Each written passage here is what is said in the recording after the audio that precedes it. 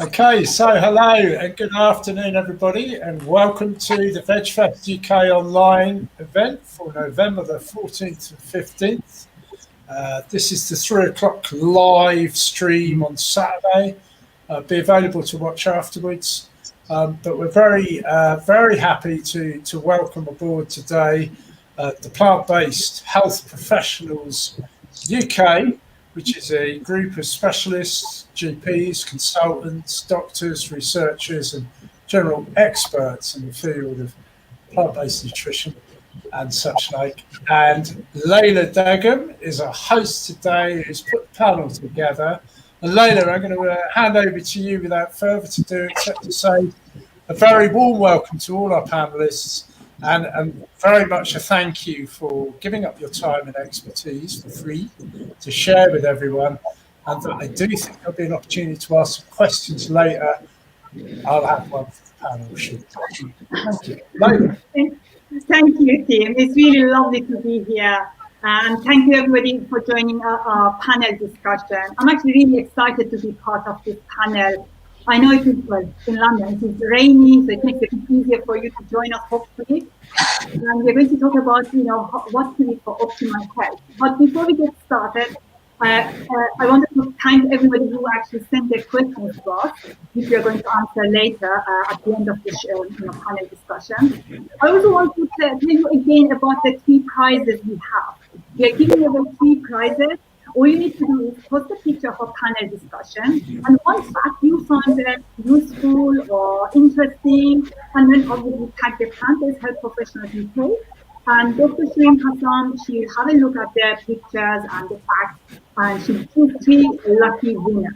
And the first prize is a £50 voucher from, for the Vegan Kind supermarket, where you can buy all these nice vegan goodies. And the second and third prize will each get 20 human food bars and a water bottle, which are kindly donated by Human Food. So now I'll let our panelists introduce themselves, and we do that in alphabetical order. So Stephanie, you're first, girl.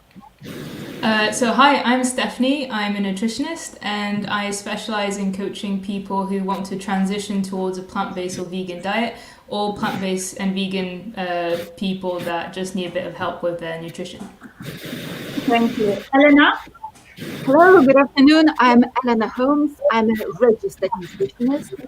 I have been vegan for 17 years, and I work full-time at my nutritional consultancy practice. Yeah, thank you. Justina, you're next. Hello, I'm Justina. I'm a dietitian. I'm specialized in autoimmune diseases and chronic inflammation. I have a special interest on plant-based nutrition, and I'm in Greece at the moment. Good. Lisa. Hi, I'm Lisa. I'm a plant-based dietitian. I worked for the NHS for the last 6 years, 4 of those years in gastroenterology. And although most of my work now is freelance, and I've specialised in optimising fertility for men and women with plant-based diet, I still do a weekly gastro clinic online for the NHS. Thank you. It's lovely. As you see, we have a panel of experts. So by all means, feel free to ask your questions, and we'll answer them later. Now, today's topic is how to eat for optimal health. And I'm sure my colleagues would agree with me that we could talk for hours about it. But we're going to keep it short because we don't want to bore you. And obviously, it is VegFest. So we'll start with the nutrients which a vegan actually should be aware of. And I'm actually going to start with the one question every single vegan has been asked more than once. Where do you get your protein? And Stephanie, I think you help people to transition to a plant-based diet. So, and you also work quite a lot, as far as I can see. So do you want to tell us a bit more about protein? Where do we get it? Sure. So yeah, the hot topic, protein. So first of all, what is protein and what does it do? So protein is really useful to our organs, our muscles, our cells, our skin, and it used in the process of creating energy and carrying blood throughout our body. Their protein is made of a lot of different amino acids. There's about 20 in total. However, there's only 9 called essential amino acids that you need to provide from your diet, as we can't make them ourselves. And when a food contains all 9 amino acids, it's called a complete protein. So all the plants have essentially different levels of amino acids in them, so they are a complete protein. However, some might be higher in one than another. So beans might be higher in one type of amino acids and grains another. So that also led to the idea of combining them to try and make it as complete as possible. However, it's been shown that you don't actually need to do that, as long as you ensure a variety of protein sources throughout your entire day and week. So in order to make sure that you get enough, it would be to have items that are high in protein. But I would say a lot of the time people, because coming from a meat background, you think meat is the only item with protein in my dinner, you have the same thinking with plant-based sources. However, it's really useful to think about your protein intake throughout your day. So even if you eat rice, even if you eat green leafy vegetables, they all contain protein. So you have to look really at the entire picture of your day, because all these little amounts add up. And as I said, variety is key. So trying to get as many sources as possible. Planning helps. So trying to think about how you plan it out in a day. So you want to make sure there's a bit in your breakfast and a bit in your snacks and lunch and dinners. And I'll be looking at my notes so I don't forget anything. So yeah, as I said, there's a big idea about combining foods and combining proteins in order to get enough. And in the general population, you really don't need to worry about it as long as you have variety. This only comes into play for very specific cases, such as athletes who need to promote muscle protein synthesis, so the building of muscle, as there's one specific amino acid called leucine in order to activate it. And as long as you plan it out and you ensure that you get a lot of variety, for the general population you will get enough protein amount throughout your day. Another thing I found as both as a nutritionist coaching people is a lot of the time you don't have a good idea of how much you're getting if you've never looked into how much protein there is in food. So one tip that I do tend to say, and you don't have to go very in depth with it, but track what you're eating usually helps. And that's just so you get an idea of how much protein is in tofu, how much protein is in rice. So you get a general idea of how it all adds up, and if you are missing any of it, because that's also, if you feel tired, that could be that you just don't plan for it. Another case about protein and being vegan or plant-based is animal protein is a lot more digestible, so we absorb it a lot easier in our system than plant-based proteins, which means that in general we need a slightly higher percentage in our intake to be able to have the same effect. So for example, the general recommendation is to have about 0.75 grams per kilograms of body weight. However, with a vegan or plant-based diet, that would go to about 1 gram to 1.2 grams, just to ensure that you're absorbing a maximal amount of protein. So that is for the main population that are sort of healthy, lightly active, that is enough to substantial any goals that you want to do. However, there's different amounts that are then catered for different goals. So for example, if you want to, your main goal is fat loss, we do tend to say you need a bit more because it will help to retain muscle and it also will help to keep you fuller for longer. So that will aid with that goal. Again, athletes will need quite a lot more depending on, again, their goals, whether they're endurance or need to build strength, such as bodybuilders. So that could go up to about 1.8 to 2.2, nearly 2.4 grams per kilograms in order to ensure maximal protein intake for muscle building.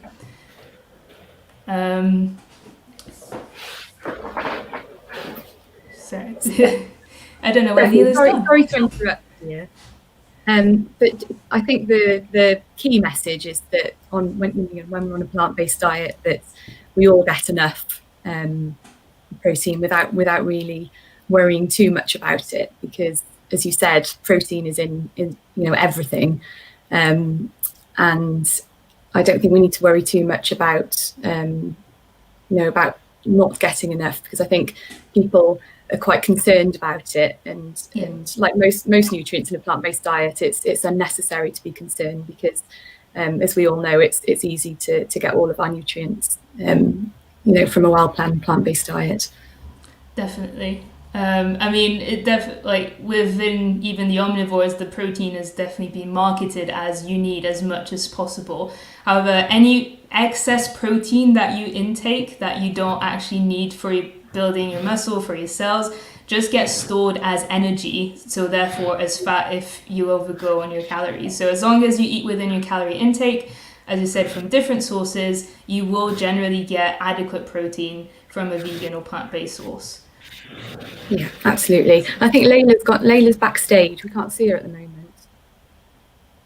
Nope, I can't see Can her. we hear her? Yeah. Oh, there she is. I don't know. I just clicked on something and suddenly I was out of everything.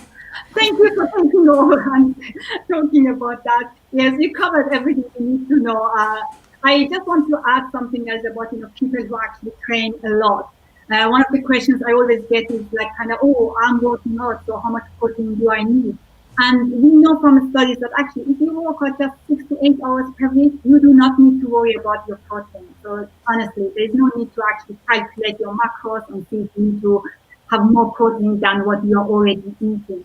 And as Stephanie said, as long as you are consuming enough calories, you are consuming enough protein. So, and as athletes, not athletes, even if you just work out a few hours more, you kind of increase your calories by default. So by increasing your calories, you're also increasing the amount of protein in your diet. So don't worry about it. And obviously, if you're working out more than 8 hours, again, you're eating probably more. And that is the only time when you might need actually more focus on your protein intake. Thank you, Steph. That was really nice. Pleasure. So hopefully I'm going to stay here now. I'm not going to go backstage again. Now, again, another nutrient that many vegans worry about is calcium. And obviously, it does make sense because we have been told that, you get your calcium from dairy products. So when we don't consume dairy products, the question is, where do I get my calcium from? But what I find very interesting is that there have been enough studies showing that there's no association between high cow's milk consumption and increased bone mineral density. And Lisa, I was wondering if you could talk a little bit more about that. Yeah, and calcium's one of those nutrients that there's a lot of concerns, I think, within the vegan community, but also for those who don't follow a vegan diet. And there's the assumption that we're going to find it very difficult to meet our calcium requirements, but actually it couldn't be further from the truth. And it's interesting with the dairy that the bioavailability of the calcium in the dairy, so the way our bodies absorb it, is only roughly about 33%, whereas the bioavailability of the higher calcium containing plant foods is as much as 60%. So you can see it's a myth that the dairy is the best source of calcium. And our requirements are 700 milligrams a day for the general adult population. And when you have certain diseases, so celiac disease, inflammatory bowel disease, where there's a risk of malabsorption, and also with inflammatory bowel, when you're in flare-up, your doctor will often give you steroids as part of your treatment. And they will need calcium cover as well, because steroids are notorious for affecting bone health. So your requirements will be a minimum of 1,000 milligrams. And also postmenopausal women whose estrogen levels are low, and estrogen helps our bodies uptake calcium. So their requirements are higher, and also breastfeeding mums. But it's actually really, really simple to meet even higher requirements with a plant-based diet. So you're looking at the best sources, so with the highest bioavailability, fortified milks and yogurt. So always make sure that they are fortified. So the only ones that aren't really are the organic brands. So if you can, try not to have those. And also calcium set tofu, that's a really, really good source. But all you just need to look for in the ingredients list is calcium sulfate, and that means that it's calcium set.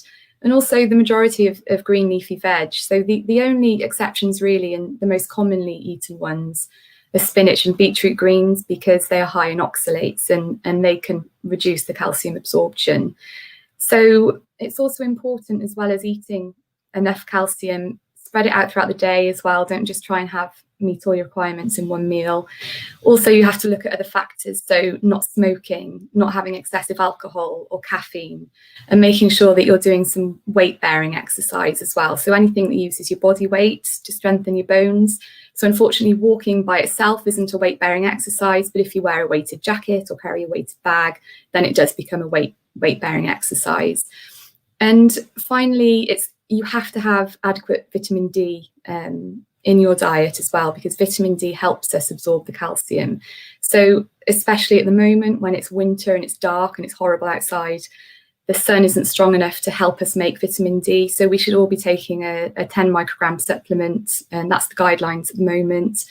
And also looking at your dietary sources. So for example, plant-based milks and fortified yogurts, they range from about 0.75 to 1 microgram per 100 ml of vitamin D. So you can see that can quickly add up.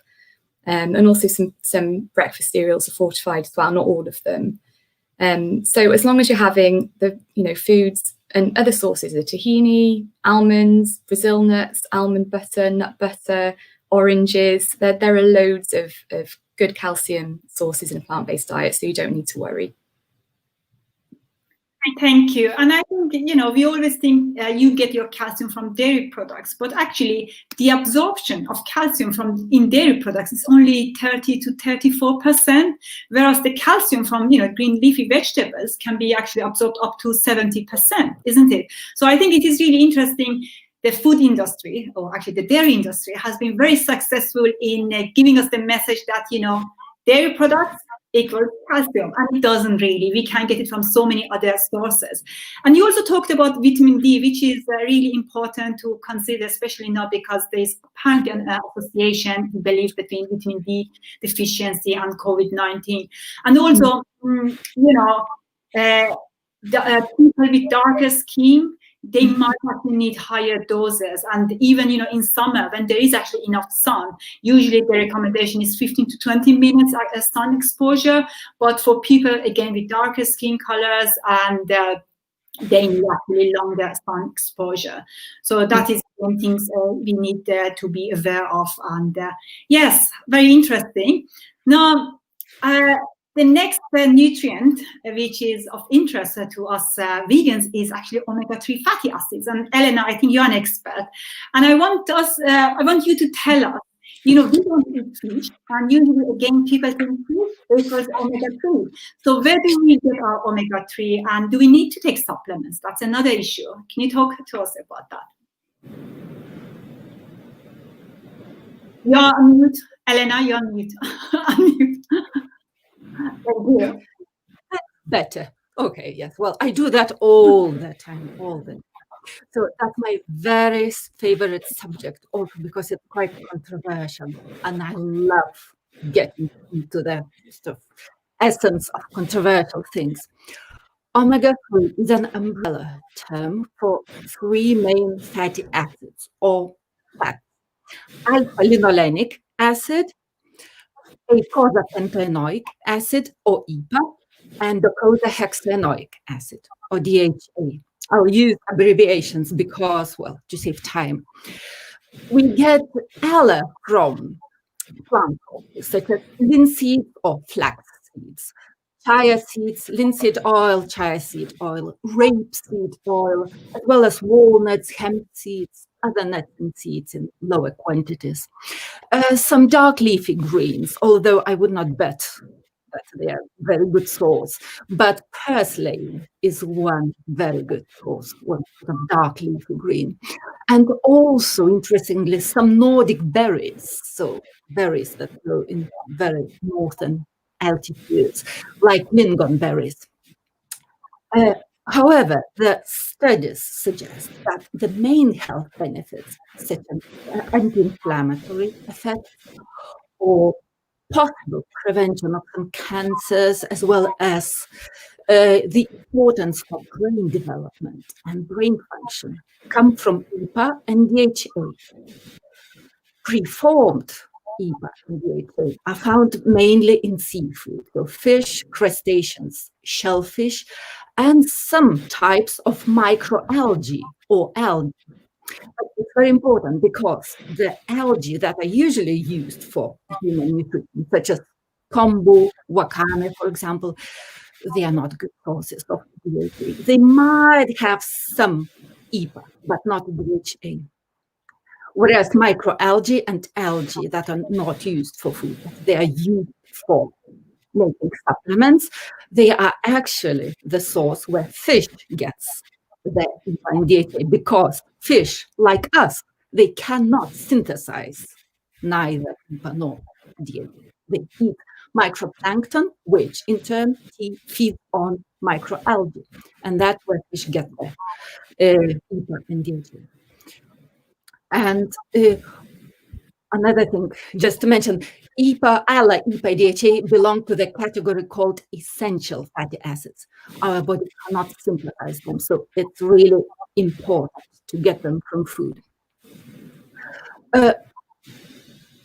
Considering that vegans do not eat fish or crustaceans or shellfish, but with ALA, there is a question. So is that sufficient? Yes, we can convert ALA to EPA and then DHA. However, some people are pretty inefficient in the process because of age. The older we get, the worse we convert. Sex, again, like with some other nutrients, women, reproductive, childbearing age women convert better because of the effects of estrogen. People with some health conditions, such as type 2 diabetes, are not very good converters. Also, diet influences, because some nutrients like magnesium or zinc or B6 or B2, they facilitate the conversion.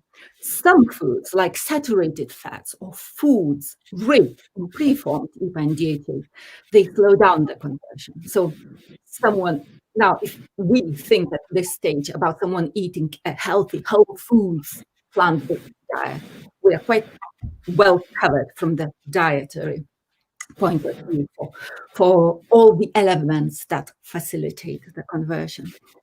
Also, the ratio of omega-6 and omega-3 in the diet influence the conversion. The more omega-6 we eat, the less omega-3, plant-based omega-3, we convert into EPA and DHA. Genes are also important. Because some people just genetically are not as good converters as others. But that's another very long story. So considering everything and looking at the evidence, and the evidence about these essential fatty acids is growing exponentially, especially during the last 10 years. The research has exploded. There is still no up-to-date convincing evidence that every vegan should supplement with EPA and DHA. So if we are not too old, if we are healthy, generally healthy, no diagnosed health conditions, if we eat a really good whole food, plant-based diet, if we don't overuse omega-6 rich food, such as, for example, sunflower oil or soybean oil, not soya, soybean oil. If we get enough, if we eat linseeds, walnuts, hemp seeds, or linseed oil, for example, we are quite well covered. So I would not suggest, and the trials, the studies show that no, it might not be necessary. However, some people who either because of certain health conditions or age are likely to be not as good in this process, in this conversion, or some people who have higher requirements, for example, like pregnant women or breastfeeding women, or little babies, because DHA particularly is extremely important for brain health and brain development. So I would imagine that everyone wants to be quite safe on that side. So in that case, I would suggest to err on the side of safety and probably to consider the supplementation. I know there was a question about testing. Yes, you can test omega-3s in your blood, but of course it's not offered by the NHS as a routine blood test. So you can test it privately. It can be finger prick test, it can be blood draw, venous blood draw, and it can be tested in red blood cells, which show more long-term fatty acid omega-3 consumption, or blood plasma or serum, which shows more short-term, like a couple of days level of omega-3s in the diet. So again, it's one of these things, no definite answer. If really in doubt and really worried, testing or supplementing, it's nothing bad with that. As I said, it's safer. Yeah. I agree. You know, if you're worried, I mean, we don't have enough data to suggest that we do need to take a supplement, but if you're worried, just to take an algae supplement. And what is the dose that we usually recommend to So the official recommendation in the UK is 450 milligrams per day of mixed EPA and DHA, of which at least 200 milligrams should be DHA. I know there are vegan supplements that cover that exactly very well. Interestingly, some countries have higher requirements, and interestingly, those countries are usually the countries that whose diet is much more based on seafood, like Mediterranean countries, or for example, Japan. So I think that links to that they noted how important those essential fatty acids are for the human diet. Yeah. Yes, 450 milligrams per day of EPA DHA. Thank you. That's really useful. And I just think, again, if in doubt, just take a supplement, and there's nothing wrong with that. But we're going to talk actually more about the supplements in general, you know, what supplements we need to take, if they are useful. But before we do that, I want Espina to talk to us about a little bit about the absorption of foods and why, you know, gut health is so important. And you need to unmute yourself, by the way, before you say something. Thank you. Okay, so it is well established that 70% of our immune system, it is established in our digestive tract, in our gut. So gut interacts with our immune system, and our immune system interacts with our gut. And if we feed those microbes with one simple, inexpensive element, which is fiber, then our body will be more nourished, will have more bioavailability of our nutrients and better absorption of our nutrients. We do know that gut plays an essential role in regulating circulating pool of amino acids.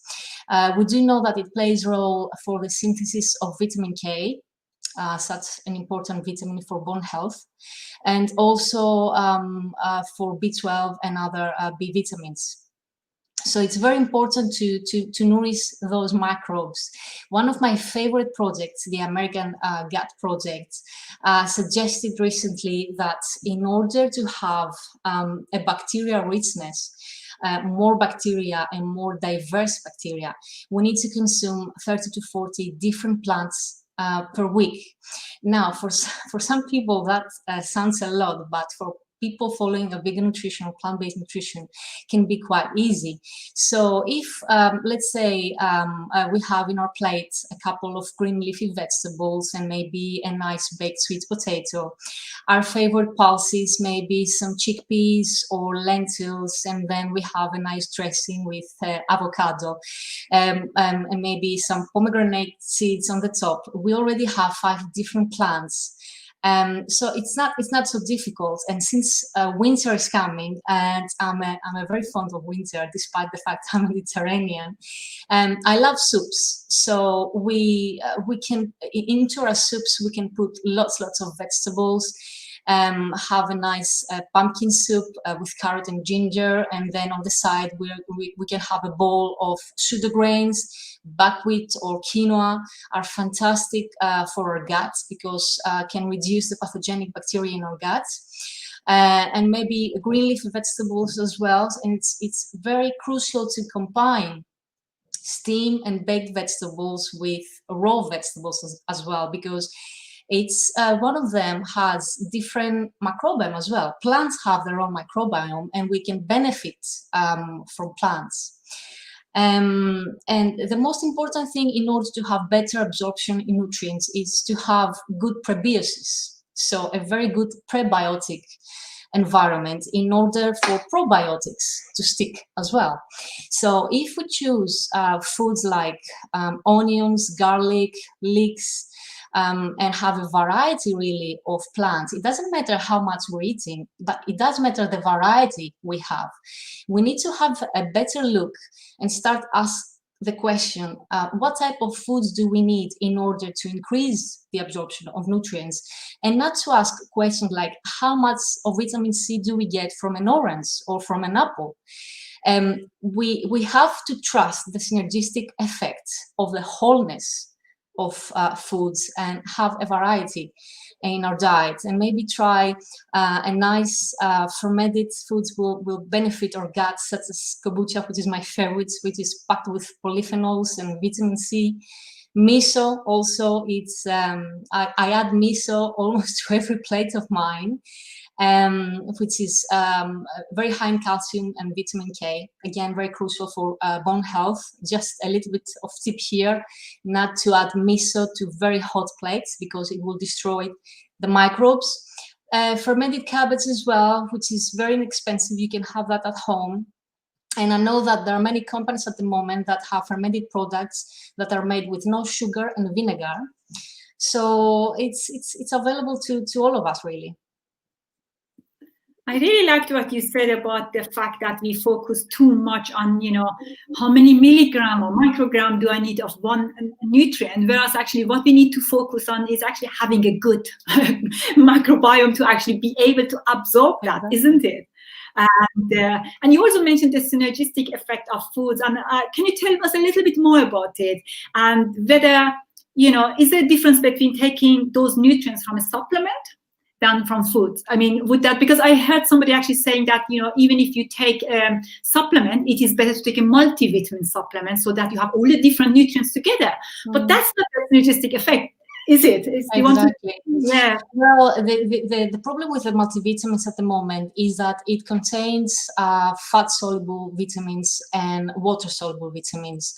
That we really don't know the absorption rate. That's the problem. And also having a multivitamin, even if it's the best multivitamin you can get, even if it's free of preservatives or food colorings.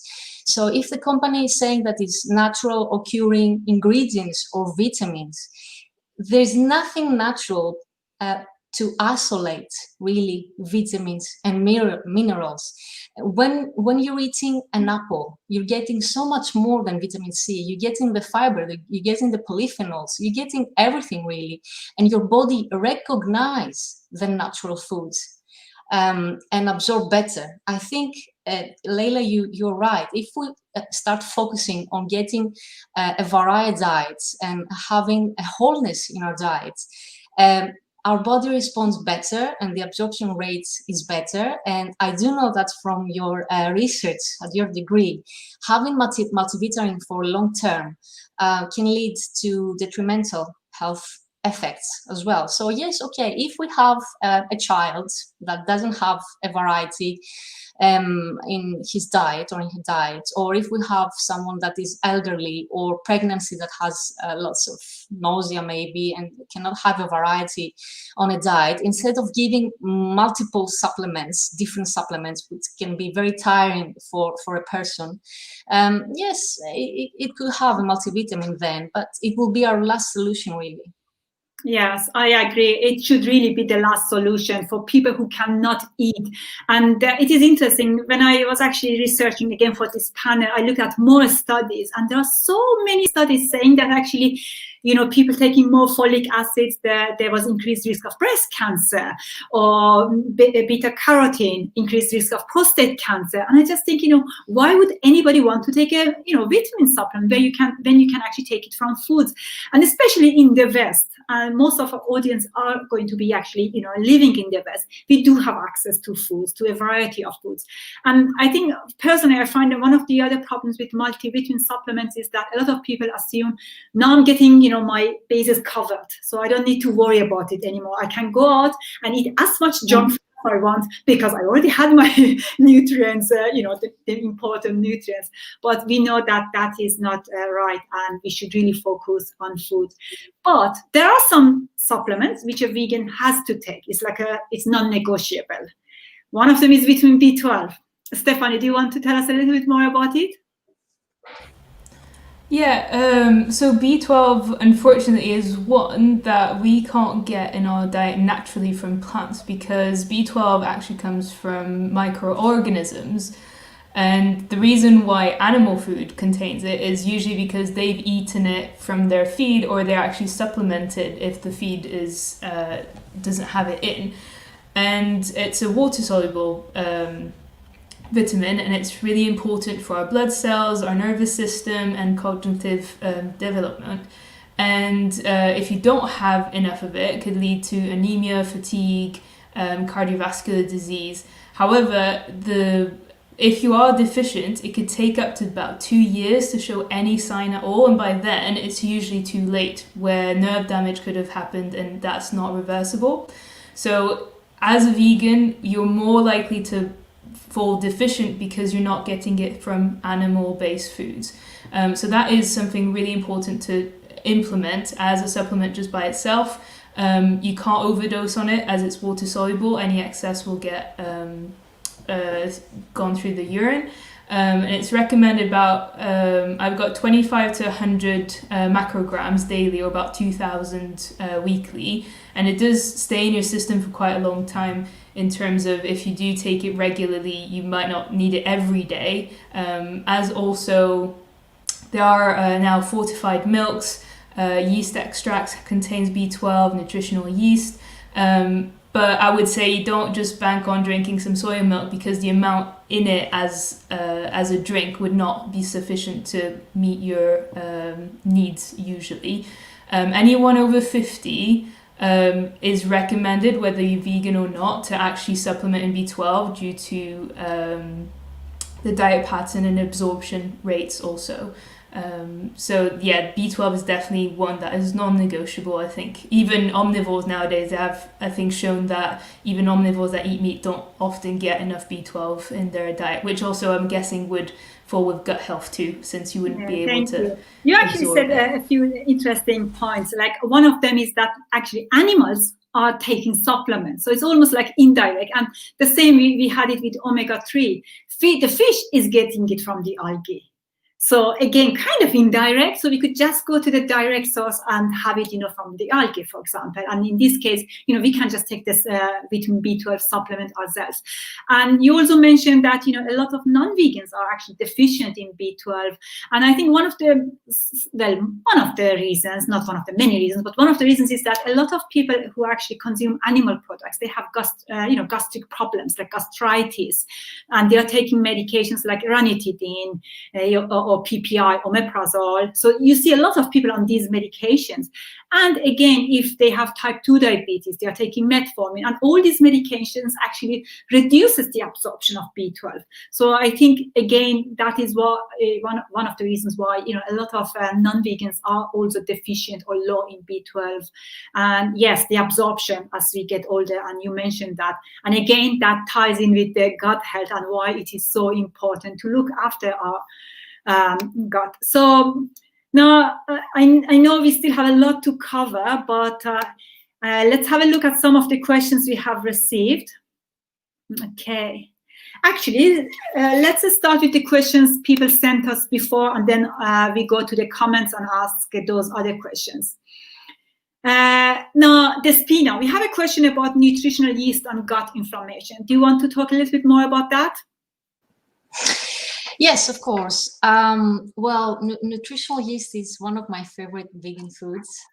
So it's fantastic for healthy people that wants to add some extra antioxidants or protein. We need to be aware because it's quite salty, the salt intake. And it's quite tolerable for people with mild irritable syndrome. But of course, when there is a gut inflammation or an autoimmune disease under the umbrella of inflammatory bowel disease, such as ulcerative colitis or Crohn's or maybe celiac, we need to be very careful, because nutritional yeast is actually yeast. Okay, so it can trigger an inflammatory response.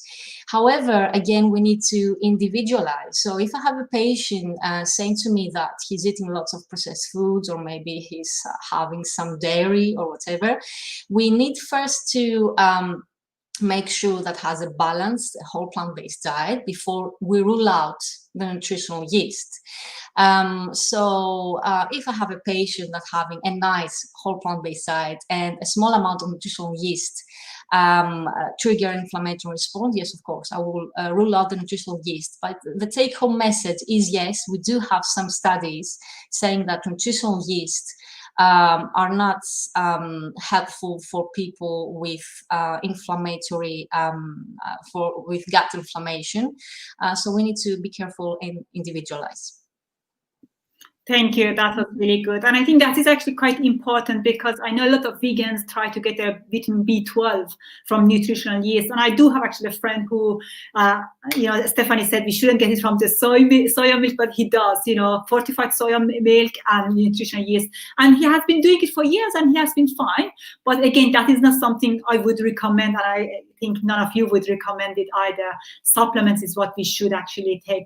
And there is a question actually, what is the dosage for vitamin B12? As Stephanie said earlier, 25 to 100 microgram per day, and it is microgram, or 2000 microgram per week if you want to take it just weekly. Now, let's have a look at our other questions. Oh, vitamin K2 for bone health. Lisa, I think that is your area, isn't it? Yes. Yeah, vitamin K, our requirements for vitamin K are actually pretty small. It's 1 microgram per kilogram of body weight. So, for example, a 60 kilogram person would need 60 micrograms of vitamin K. And it's actually really, really easily achieved in a plant-based diet, because even a kiwi is 70 micrograms. 50 grams of kale is around 100 micrograms. And parsley is just off the scale how much vitamin K is in there. So, I mean, there are studies that have shown that vitamin K supplementation can be beneficial in terms of bone health. But the problem is with the studies is they use very high doses. So most of the studies use about 45 milligrams, and we're talking micrograms. And we just don't know what the long-term effects of supplementing at that higher dose are. And when we look at over-the-counter supplements here, or ones you buy in the shop, they're roughly between 50 and 200 micrograms. So why bother with a supplement when you can easily get it from the diet? And the fact that it's a fat soluble vitamin means that any excess just gets stored in your liver for another time. So we don't actually need to have vitamin K every single day, because our body is good at storing it. And also as well, if you have a blood clotting disease, then if you take vitamin K supplements, you could cause yourself a lot of harm. So I would always advise to stick with the whole food sources. I agree, and I think that was really good. Thank you for that. And again, when it comes to any supplement, I would really always recommend actually to talk to your doctor first and get a blood test. If there's a deficiency, by all means, yes, you do need a supplement, but just don't go out there and buy, over-the-counter supplements. I think that's not a good advice. None of us would say that. Now, I have another question. I think, Lisa, that's again, actually, your expertise is needed. Iodine. Somebody's asking that vegans are low in iodine, and what can they do? Do you want to say a few words about that? Yeah, so iodine is, I think it's actually a very overlooked nutrient, and especially in terms of fertility in the first trimester of pregnancy, and it's actually classed as a key nutrient for the first 1,000 days of life. So that means from conception to just before the child's second birthday. And our bodies need iodine, need sufficient iodine, because the thyroid takes it to make thyroid hormones. And it actually traps about 80% of the iodine in our bloodstream to make the hormones. So if we don't have adequate iodine, then our thyroid's not going to work properly. So it's true that plant-based vegans are more at risk, but I'd say probably meat eaters and dairy consumers are at risk as well, because it very much depends on the iodine content of the soil and farming techniques and if they clean their equipment with iodine, because I don't think that's as commonly done these days. So the easiest way is with a supplement. And the maximum dose you should be taking is 150 micrograms. And it's really, really important you don't use kelp-containing supplements, because kelp is very, very high in iodine. If we have too much iodine, we damage our thyroid. And actually, in excessive amounts, it can induce autoimmune thyroid conditions as well. So you want to look for potassium iodate or iodide on the label. Make sure it's not kelp-containing. Also, you can use fortified milks. So most of them now contain iodine, especially since January this year. There's a real push to fortify plant-based milks with iodine. So in the same way as well, I think a lot of vegans use seaweed quite frequently as a source of iodine. But again, it's so high that you just don't know how much you're consuming. So the recommendations are not to have more than 1 day a week of seaweed, especially in pregnancy, and even nori, which is much lower in iodine than other seaweeds, but it still contains about 100 micrograms per sheet. So you do need to be careful that you're not exceeding your requirements, and also especially in children whose iodine requirements are much lower. So I would always advise to take the supplement, but make sure it's not kelp containing. Thank you. That is very useful. And I think I always say iodine is a tricky nutrient, to be honest.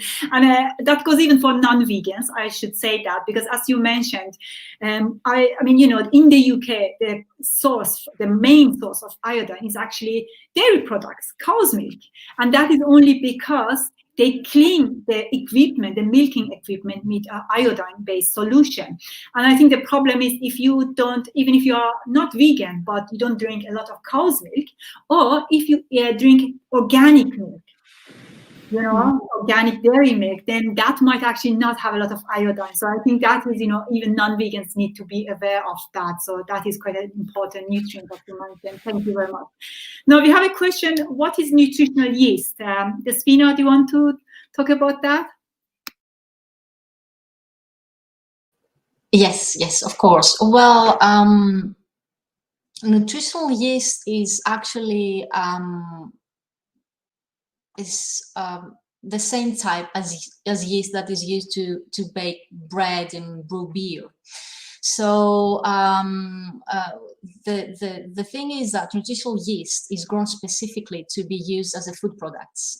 This yeast, the yeast cells, are killed during manufacturing, so the yeast is actually inactive.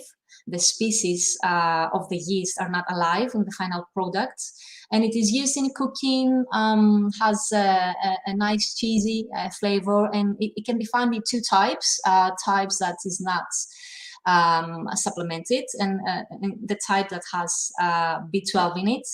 And as I said before, I wouldn't recommend it to people that have gut inflammation, because it can trigger inflammatory response. And due to the high salt content, I wouldn't recommend it to children, and having lots of quantities, as you said. Thank you. Yes, nutritional yeast, I use it as like parmesan on my pasta. I love it. I love the cheesy flavor. Good. Next question, and that is actually the last question we can take. I'm really sorry we are running out of time, and I still want to talk a bit about some other stuff. Zinc. Helena, do you want to talk a little bit about that? Yes. Zinc is another nutrient, micronutrient, which is very important for the immune system, for wound healing, for tissue healing, and many other functions, and which should not be a nutrient of concern for people who eat a good whole foods plant-based diet, varied and with varied methods of cooking or food preparation. Because pumpkin seeds, ginger, mushrooms, other nuts, other seeds, they are really, as well as whole grains, they are good sources of zinc. However, some, usually vegan enemies, so-called, they say that zinc is much worse absorbed from plant foods because zinc binds to phytic acid, which is a certain acid present in all plant-based foods. And when zinc is bind to it, it's not as well absorbed as it is from animal-based sources. However, there is one big however, that phytic acid can be destroyed, broken down by soaking, by fermenting, by cooking, and all those sort of healthy food processing methods. And that's why I said that if we are eating a varied diet, which includes some cooked foods, for example, cooked beans, and beans are usually both soaked and cooked, we should not be worrying about the absorption. We would cover all the needs, which is 15 milligrams per day of zinc. So yes, also, again, some people, oh, I will supplement just in case. Again, there's a caveat. Yes, we can overdose, and the excess of zinc can be toxic. And also zinc competes in absorption with copper, which is another very important element which we get from our diet. If we overdo with zinc, we can risk not absorbing enough copper. So again, whole foods, healthy whole foods, plant-based diet. Thank you. I love that. Yes, you get it from a whole food plant-based diet. Just focus on that. Now, we've promised that we are going to talk about Dr. Greger's daily dozen. I think Stephanie and Lisa wanted to touch a little bit on that. Just a few sentences, just what we as nutritionists and dietitians think about the Dr. Greger's daily dozen. And I should say, we all love him, of course. But Lisa, do you want to go first? Yeah, I think for me it's too rigid. I think it can be a little bit overwhelming for people, and I'm personally, I advise just get as much variety into your diet as possible. Eat as many different whole grains and fruit and vegetables, and everything we love in a plant-based diet. Because I think if you start giving people lists, they're not going to follow it. They're going to get overwhelmed, and if they're new to a plant-based diet, it might just kind of tip them over the edge. So I would say just variety is key. Thank you, Stephanie. Yeah, I completely agree. I would say it's been a useful list for a lot of people to sort of get a general idea of the types of food that would be good to get in a day. But agreed with, it's overwhelming to just have a list. And also the portions don't always cater to everyone's specific needs. So it's a very general list to take with a pinch of salt and not to think that you have to hit it every single day. So again, agreed with variety, just pick a few things on there, try it out, and just try and implement it over the different weeks, months, and lifetime. Yeah, I agree. And I think, I get a lot of messages from people telling me that they are trying to do that and they fail and they feel bad about it, guilty. Or somebody actually told me that she lost weight trying to follow that list. So it is a useful list, but you don't need to follow it. Now, we are running out of time, but I just want all of you, tell me one food. We talked about, foods to have, to eat every day, and where we can find them. But what is one food or drink you would say people should stay away from it? Despina, you go first. Just the one item. You don't need to talk. Well, to be honest, okay, maybe I should choose not from the plant-based list, of course.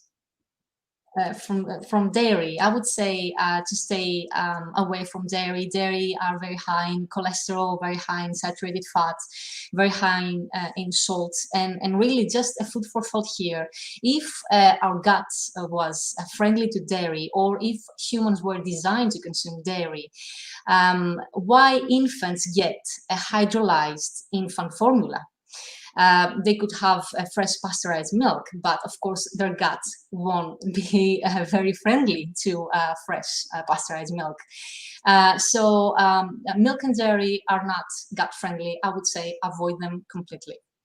Thank you. I love that. Just stay away from dairy. Stephanie, because you are on the next to Christina. Yeah, I think, well, food, I was thinking about this, but I would say coconut oil, just for the fact that I think it's been glorified, especially over the last few years, as this be-all and end-all of it's got everything. It doesn't. It's a purified form of coconut, which is oil, and it's not actually even the best oil to have. So I would say pick anything, but avoid coconut oil, mostly in food. A tiny bit in very small moderation, just for maybe the taste, but I would stay away from it most of the time. Thank you. Yes, and I agree. Stay away from coconut oil, although you find it in a lot of vegan cheeses, vegan junk food, whatever is out there. But at least the minimum you can do is not to use it in your own cooking. That would be a first step. Thank you, Lisa. Well, I wouldn't say stay away from anything in plant-based diet particularly, but I guess processed meat definitely stay away from, because it's a class A carcinogen. And yeah, so I definitely wouldn't advise to have processed meat. Completely agree with you. Thank you. You need to unmute yourself, Helena. Sugary drinks or drinks with artificial sweeteners, my mega enemy. Yes, completely agree with you. Yes, sugar is not health food, not at all. So stay away from it. Now, that is really the last thing. Just tell me one food you have every single day. Helena, you go first. Something you have every single day without some fruit. At the moment, it's mostly apples because they are local and they are seasonal at their very best. Nice, thank you. Lisa? Oats. They're a great source of soluble fibre, and I have a slight overnight oat porridge addiction, so I definitely have those every day. Okay, me too. Thank you. Stephanie? Sorry, I cut out really shortly. What was the question? Was it what food you have every single day without fail? I have to agree on oats. Porridge for the win, baked oats at the minute with apples, amazing. Oh yeah, lovely. And cinnamon. Christina, you're last? No, miso. I said it previously. Fermented, yeah, miso all the way. Lovely. And I have Brazil nuts every single day. I have 1 to 2 Brazil nuts. That is without fail. I have it. That's my source of selenium. My day. Thank you so much, everybody. It was lovely. I really enjoyed it, and I hope. I'm sorry we couldn't get to all the questions, but we can always, maybe ask us later in a different time. Thank you. I really enjoyed it. Back to you, Tim. Hey, thank you very much, everybody. Thank you, Leila, for leading that. Despina, Stephanie, Lisa, Eleanor, I've been listening intently. I'm sure a number of our visitors have and will do in the future, especially about supplements. It's a really interesting discussion. Having promoted plant-based diets or whole food plant-based diets for coming on 40 years now, and essential fatty acids for 30 years. It's only recently I've understood about EPA, DHA, and about absorption and assimilation of B12, the importance of D3. But I was very interested, Eleanor, to listen to you, especially saying about, you can take too many supplements and how they can counteract the absorption. So it's a very interesting discussion. I think also for long-term plant-based diets, people who've been perhaps plant-based now, we've got a number of people, 30, 40, 50 years, plant-based diets. And I'd be very interested to see, actually, if there's research about perhaps some of the deficiencies that are associated, with long-term use, especially EPA and DHA levels is, I think, really interesting. and B12 from a shock to find how low my B12 levels were recently. And also fascinated to find what a difference EPA and DHA supplements have made in the last 2 months. So, but that will be for another day. On that note, I just wrap up to say thank you very much for sharing your information. It really is good to see some very self-empowered, confident individuals sharing some knowledge, and Leila especially for heading this up and leading the whole thing. You know, it's great to watch, and so I find it very inspirational. So thank you, and I look forward to further panels in the future. And until then, we'll say goodbye, and thank you very much once more. Thank you. Thank you. Thank you. Bye. Thank you. Bye. Take care.